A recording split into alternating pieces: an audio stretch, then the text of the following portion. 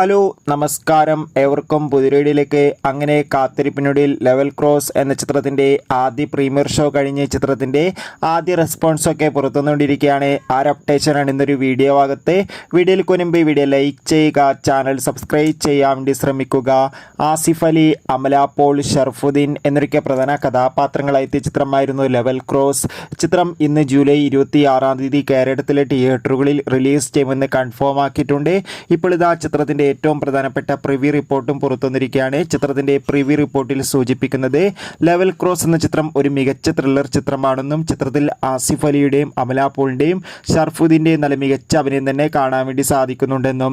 എന്തായാലും കാത്തിരിക്കാം ചിത്രത്തിൻ്റെ കൂടുതൽ അപ്ഡേറ്റിനായി. ചിത്രം കണ്ടവരുടെ അഭിപ്രായം കമൻറ്റ് ചെയ്യുക. കൂടുതൽ സിനിമാ വാർത്തകൾക്കും OTT അപ്ഡേറ്റുകൾക്കും വേണ്ടി നമ്മുടെ ചാനൽ ഇപ്പോൾ തന്നെ സബ്സ്ക്രൈബ് ചെയ്യുക. ജൂലൈ ഓഗസ്റ്റ് മാസം ധാരാളം ചിത്രങ്ങൾ OTT റിലീസ് ചെയ്യുന്നു. ചാനൽ പരിശോധിച്ചാൽ നിങ്ങൾക്ക് കാണാം. Bye bye.